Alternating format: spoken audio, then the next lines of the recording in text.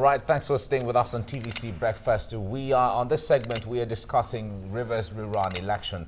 We have Folayemi Olaitan with us in the studio here in Lagos, and we have Chris Feinbone with us in our Port Harcourt studio. Now, Fola, let me start with you here. This is not the first time the RERUN election in Rivers State is been scheduled to hold. What are your hopes now, or what are your doubts now, let me say? I think with everything, everyone wants, they don't want to have to go through this again. They want the whole system to sort itself out, basically, and a candidate to come out and candidates to be elected. And so the party, they want one party to come in there, win the election, and take position and do what they're expecting. So the party, the state is expecting change. They're expecting, and when I say change, I'm not talking regarding a political party, because now we take the word change to mean APC.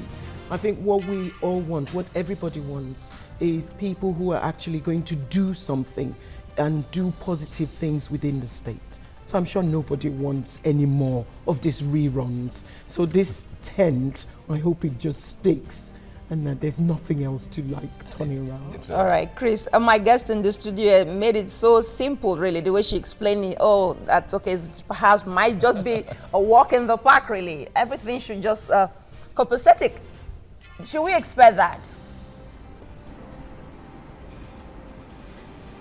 Well, for us as a party, the APC is determined to be a fair participant in the RERUN election. And to that extent, I can assure you that we expect peace. We expect free and fair election. And that is to the extent we can guarantee. We are not in control of our opponents on the other side. Neither are we in control of the umpire and security agencies, who are key stakeholders in the process. And so, to the extent that we are a major participant in the RERUN elections, I can assure you that we would do our best to be a fair participant. All right, it's good to hear you say that, Chris. We know that in the past RERUN election that were scheduled, there were lots of tension in the air, a lot of different things happened and so on. What is the difference between what you are, the optimism you have now, and what used to be before? What have you done differently in preparation for this election?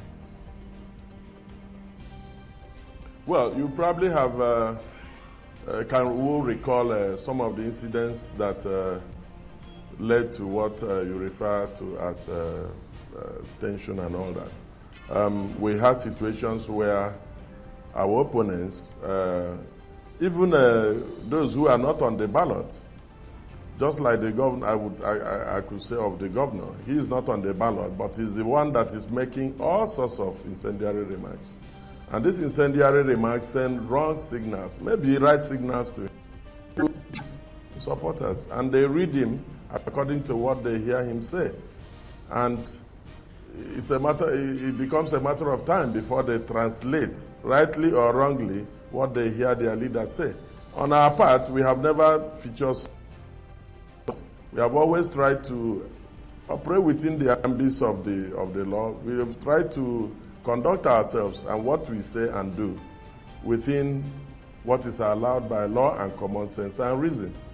And so, but specifically, I can say that the assurances we have today from the umpire and the security agents or security agencies tend to reassure us that they will go the extra mile to ensure that the kind of situation we had before, where it was a case of our members going out with their PVCs to meet the other people coming with their AK-47, such a situation would not be allowed to arise this time around. Okay, Folayemi, you are the unbiased party here. You don't have any, as it were, any stake with this particular election. And the man just said that APC should be absolved of all the blame, that PDP, the opponent, is the one that just go out and make unguarded statement. Is that the feelers you get from the people? Well, most of the news is talking about the governor speaking about various things where he's making accusations. And recently he was actually warned and contained to say less of things that actually are not taking place. What I feel is that at the end of the day, everyone just wants fair play. So let's stick to being fair and let's play fairly. Let's not play dirty games, and let's get the election true. So that's what I feel. All right, but in this, going into this election, the people have seen a lot of, in fact, there are families who have lost their breadwinners, they've lost their sons and maybe daughters, as the case may be. Do you think there's going to be some level of apathy? People are going to stay away from the polls? I think whatever news we drum up, whether positive or negative, can affect those who go out to go and vote. And if people lose their children or lose members of their family, yes, that's so sad. So we should avoid it. We should make it safe for people to go out to go and vote. We shouldn't create a storm in such a way that people's lives are at risk. We should look at the end. What exactly do we want to achieve? When we go out there as politicians, whether PDP, whether APC, what exactly is it? It's about the state. It's not really about the party, it's about the state. What do we want to do in the state? So if we look at it that way, I guess at the end of the day, we would not put people's lives at risk. Our end game will be doing what is best for the state. All right, Chris, let's pan the question to you this time around. Voters' apathy based on what has happened, the antecedent of the rerun of the elections, where you have people killed on both sides, really. Do you think your people will be out to vote come this Saturday? Well, before I go into whether our people will come out, whether our people will defeat fear and come out to vote, let me thank your, or rather our guest in your studio, who sounds quite, she has a grasp of the situation here in Rivers State. And I expected that our opponent would have been here to complete the discourse so that we could have a better discourse. We're having a second leg of that tomorrow. Chickened out, and that is... We are having a second leg of that tomorrow. So the PDP second leg of that. We yes. want the... So the PDP will be here tomorrow. So, but just go ahead and respond, please. They always chicken out and want to come and respond and tell lies. This thing is better done when we are all seated together so that we can look ourselves in the eye and tell the truth.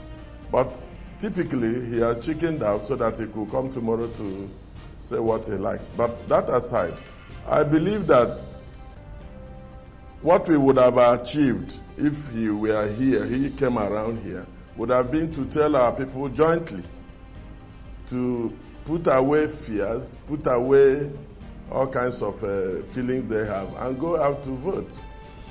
And for me and for our party, we seize at every opportunity to talk to our people. And I must repeat now that our people should go out to vote on the 10th of December. All right, Chris. Without fear.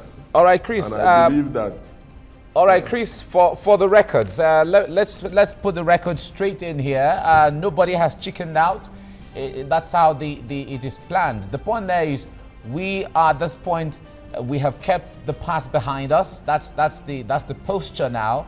So it is all about you telling us how you're preparing for the election. Whatever the opponent is doing, that is within their own purview. Your purview is to see how you can enlighten your people and tell the world what you are doing to ensure that you go into this poll with clean hands and preparing for election to win for your party, as the others also prepare theirs for theirs as well.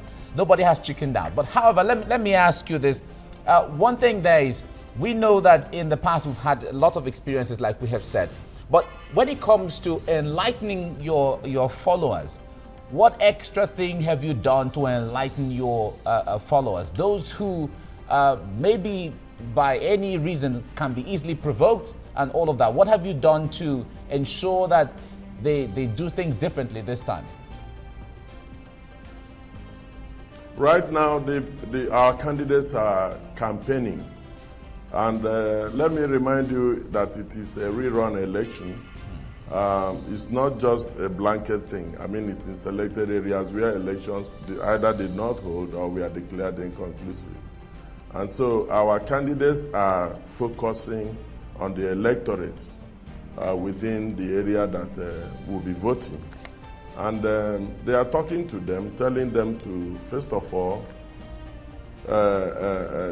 put aside fear, reassuring them to come out and that they will vote safely, go home safely, nobody will shoot at them.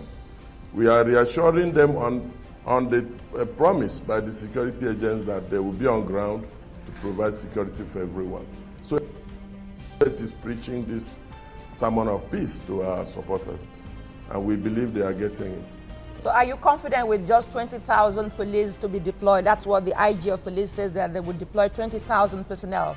Do you think that is enough, considering the volatility of that area? That is the police. That we have already issued a press statement asking and pleading with other sister security agencies to assist the police so that they will be able. We know that the population of those who shoot before, during, and after elections are far higher than 20. The number is far higher than 20,000. But we believe that with sister security agencies coming to the assistance of the police, they will be able to saturate the place and take these bad guys out of town, that voters can vote in peace, go home in peace, and remain alive. Okay, but even though this particular question, the police commissioner had come out to deny that there's nothing like that. There have been allegations that your party is in cahoot with the police to rig the election.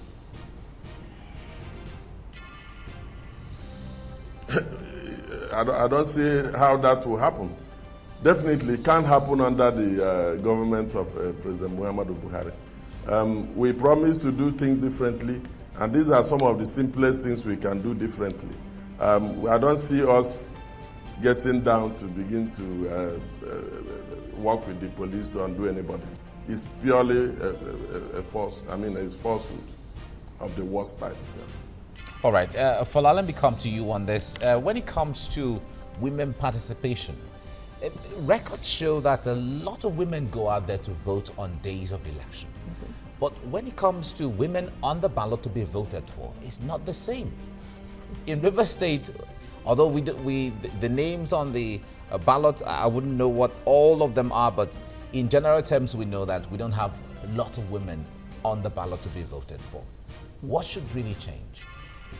I think the world has come to a stage now where women are trusted. And because women are trusted, I think political parties should also trust women. Women are able to handle a lot more than we think that they can. So they should allow women in. It's not just, I know, it's not just a man's world. There are women politicians as well who would do good for their communities. Because they're mothers, they're more likely to do a lot more. And men out there in politics, I don't know, it's more about power for men. For women, it's actually doing something. So they should encourage, both parties should encourage women. Let there be women in your parties and let women be the forefront. Women do run, really. If you give them, they do run with it. And they do an excellent job. All right. Tell us more, because exactly. Yeah. When we come back, we'll talk more on this, because the experiences in Brazil and now South Korea, I wonder if it's going to impact on how women around here are going to think. But we'll come back to this. Let's go out on TVC Entertainment. Viewers there can continue with TVC Breakfast on TVC on Concert Nigeria. Channel 190 and DSTV channel 418. Go TV, it is 45 and Listen TV, it is still 510. Let's continue the conversation there.